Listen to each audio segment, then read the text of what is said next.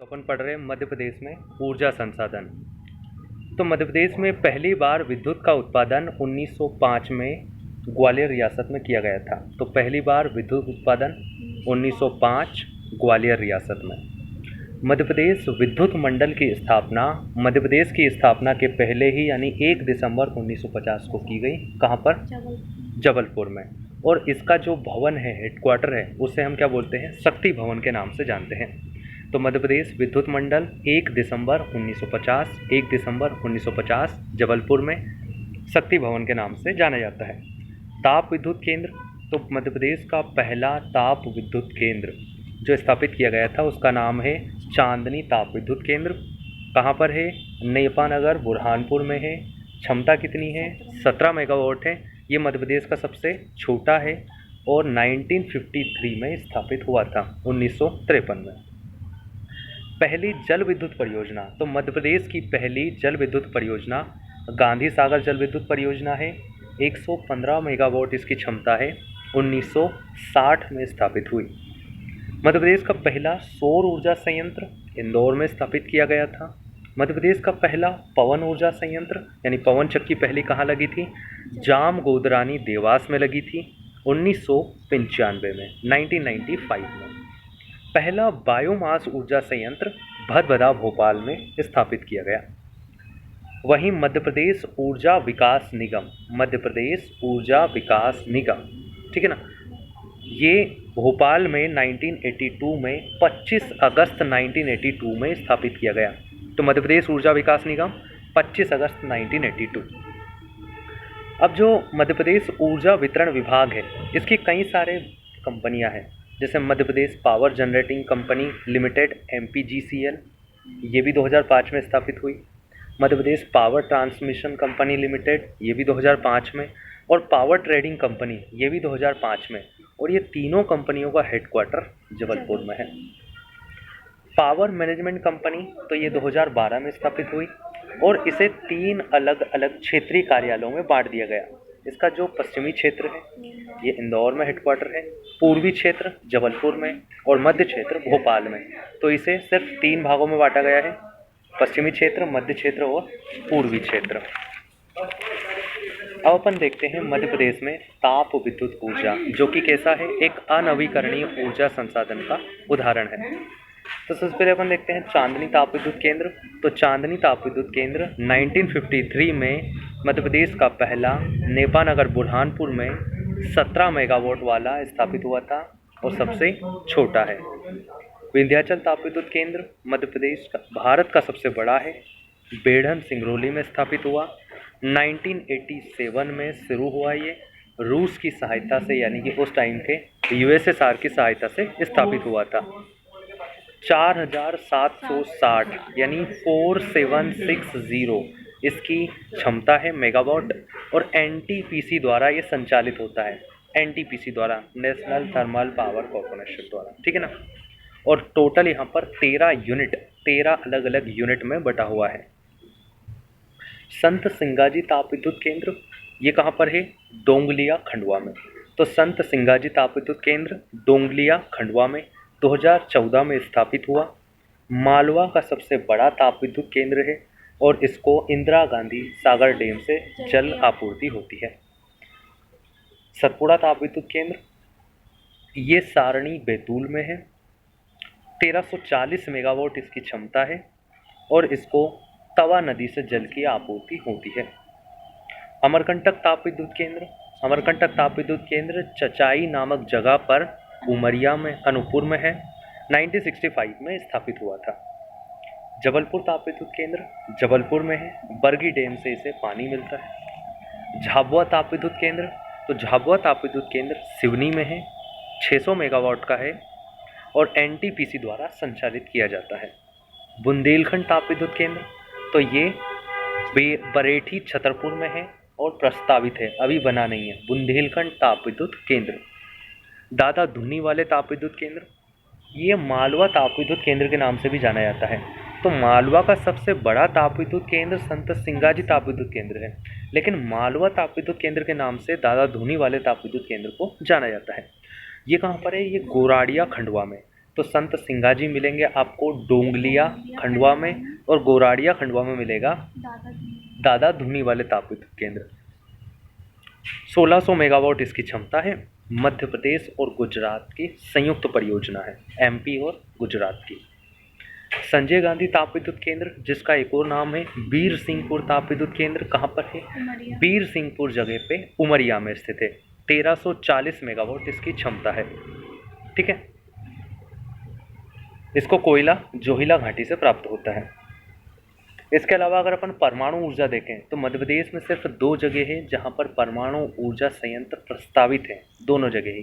तो मध्य प्रदेश का पहला परमाणु ऊर्जा संयंत्र जो प्रस्तावित किया गया था वो था चुटका पनबिजली परियोजना मंडला में, और दूसरा है भीमपुर परियोजना शिवपुरी में। तो भीमपुर शिवपुरी में और चुटका मंडला में।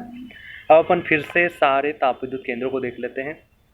तो बुंदेलखंड ताप विद्युत केंद्र बरेटी छतरपुर में, बुंदेलखंड ताप विद्युत केंद्र बरेटी छतरपुर में प्रस्तावित है। विंध्याचल ताप विद्युत केंद्र बेढ़न सिंगरौली, विंध्याचल ताप विद्युत केंद्र बेढ़न सिंगरौली।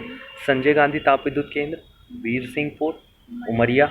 अमरकंटक ताप विद्युत केंद्र चचाई अनूपपुर। जबलपुर ताप विद्युत केंद्र जबलपुर। झाबुआ ताप विद्युत केंद्र सिवनी। सतपुड़ा ताप विद्युत केंद्र सारणी बैतूल। चांदनी ताप विद्युत केंद्र नेपानगर बुरहानपुर। दादा धुनी वाले ताप विद्युत केंद्र या मालवा ताप विद्युत केंद्र गोराड़िया खंडवा। संत सिंगाजी ताप विद्युत केंद्र डोंगलिया खंडवा। इसके अलावा मध्य प्रदेश का सबसे बड़ा विंध्याचल ताप विद्युत केंद्र 4760 मेगावाट रूस की सहायता से 1987। सबसे छोटा और सबसे पहला चांदनी ताप विद्युत केंद्र 17 मेगावाट 1953 नेपानगर बुरहानपुर में। अब एनटीपीसी द्वारा संचालित कौन कौन से हैं? तो 2 याद रखना है, विंध्याचल ताप विद्युत केंद्र और झाबुआ ताप विद्युत केंद्र एनटीपीसी द्वारा संचालित है। वहीं एमपीजीसीएल इसके द्वारा अमरकंटक ताप विद्युत केंद्र, सतपुड़ा ताप विद्युत केंद्र, संजय गांधी ताप विद्युत केंद्र और सिंगाजी ताप विद्युत केंद्र। ठीक है, अब अपन प्रमुख जल विद्युत परियोजनाएं देख लेते हैं। तो मध्य प्रदेश की पहली जल विद्युत परियोजना थी गांधी सागर जल विद्युत परियोजना, 1960 में मंदसौर में स्थापित हुई। मध्य प्रदेश की पहली थी, 115 मेगावाट इसकी क्षमता थी। कितनी? 115। रानी अवंतीबाई बर्गी परियोजना जबलपुर में है, 90 मेगावाट इसकी क्षमता है। कितनी? 90 मेगावाट। राणा प्रताप सागर और जवाहर सागर, राणा प्रताप सागर और जवाहर सागर दोनों ही राजस्थान में है। राणा प्रताप सागर की क्षमता कितनी है? 172 यानी कि 172 मेगावाट, और जवाहर सागर की कितनी है?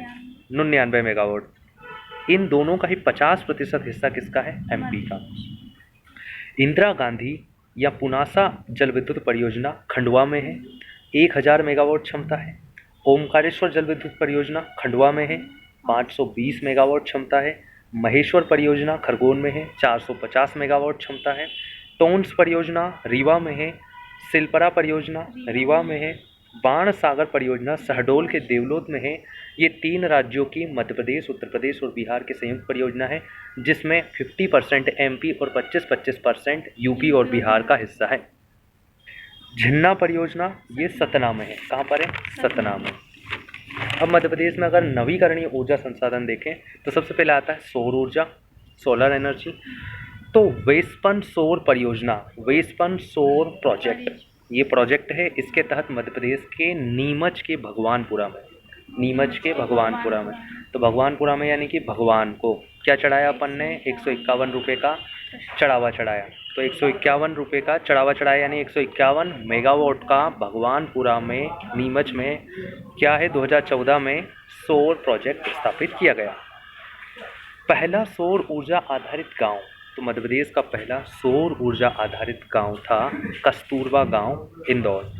सोलर आधारित टेलीकॉम एक्सचेंज कहाँ स्थापित हुआ? शिवपुरी में। मध्य प्रदेश का पहला सौर ऊर्जा पार्क कहाँ स्थापित किया गया? राजगढ़ में। मध्य प्रदेश का पहला तैरता हुआ सौर ऊर्जा प्लांट, सौर ऊर्जा पार्क कहाँ पर है? ओमकारेश्वर में, जिसकी क्षमता है 600 मेगावाट।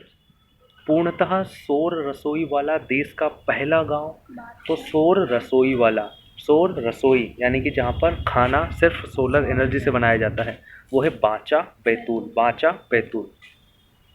सबसे बड़ा गर्म पानी करने का सौर संयंत्र, सबसे बड़ा गर्म पानी करने का सौर संयंत्र ये कहाँ पर है? सांची डेयरी का है भोपाल में। और मध्य प्रदेश की पहली सोलर सिटी बनाई जा चुकी है सितंबर 2023 में सांची। क्या है? सांची। कहाँ पर है? रायसेन में।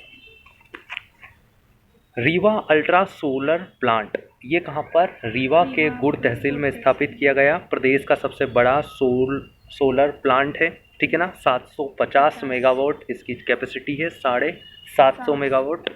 दिल्ली मेट्रो को 24% बिजली यहाँ से जाएगी। इसका उद्घाटन 10 जुलाई 2020 को प्रधानमंत्री नरेंद्र मोदी ने किया और इसकी लागत लगभग 4,500 करोड़ आई थी। मध्य प्रदेश के सोलर ब्रांड एम्बेसडर हैं Chetan Solanki, solar man of India. पवन ऊर्जा अगर मध्य प्रदेश में देखें तो मध्य प्रदेश में पवन चक्कियाँ लगभग 150 हैं। पहली बार पवन चक्कियाँ कहाँ पर लगी थी? देवास के जाम गोदरानी में 1995 में लगाई गई थी। और सर्वाधिक पवन चक्कियाँ भी कहाँ पर है? देवास में है। आवश्यक वायु की जो गति रहती है पवन ऊर्जा के लिए वो है 2.5 मीटर से 25 मीटर पर सेकंड तक। नागदा, देवास और मोमटखेड़ा, रतलाम भी प्रमुख पवन ऊर्जा आधारित संयंत्र यहाँ पर हैं। ठीक है ना। पवन चक्कियाँ लगाई गई हैं। बायोमास ऊर्जा अगर अपन देखें तो यानी अपशिष्ट जैव पदार्थों जैसे कचरा हो गया, भूसी हो गया, इनसे जब ऊर्जा बनाई जाती है तो उसे क्या बोलते हैं? बायोमास ऊर्जा। मध्य प्रदेश में बायोमास ऊर्जा अगर देखें तो मध्य प्रदेश में धार के जादूखेड़ा में, जादूखेड़ा धार में धान की भूसी से बायोमास ऊर्जा बनाई जा रही है। ग्वालियर और खंडवा में गन्ने की खोई से ऊर्जा बनाई जा रही है। मुरैना में सरसों के डंठल से ऊर्जा बनाई जा रही है। भारत का पहला बायोमास ऊर्जा गांव जो था, बायोमास ऊर्जा गांव, तो कसाई गांव। मास को क्या करते हैं? मास किसके पास मिलेगा? कसाई के पास। तो बायोमास ऊर्जा गांव पहला है कसाई गांव, बैतूल। बायोगैस जिसे अपन गोबर गैस भी बोलते हैं, भदभदा भोपाल में संयंत्र स्थापित है। पशु अपशिष्ट यानी कि गोबर पर से जो मीथेन गैस बनाई जाती है उसे क्या बोलते हैं अपन? बायोगैस। बायोडीजल क्या होता है? यानी कि जैविक रूप से क्या करता है? डीजल को बनाया जाता है। तो जेट्रोफा या रतन जो पेड़ होता है इसके जरिए इसका निर्माण किया जाता है। लगभग 10 किलोवाट का संयंत्र स्थापित किया गया है मध्य प्रदेश के मंडला में। और मंडला में भी कहाँ पर? बांसगढ़ी। तो बांसगढ़ी मंडला में बायोडीजल प्लांट स्थापित किया गया है और यहीं पर इसकी खेती भी की जा रही है। इंदौर के देवगुड़िया में एशिया का सबसे बड़ा बायोमिथेनाइजेशन प्लांट शुरू किया गया है। बायोमिथेनाइजेशन प्लांट एशिया का सबसे बड़ा। और भारत का पहला बायोमास आधारित हाइड्रोजन संयंत्र ये कहाँ पर? ये खंडवा में स्थापित किया गया।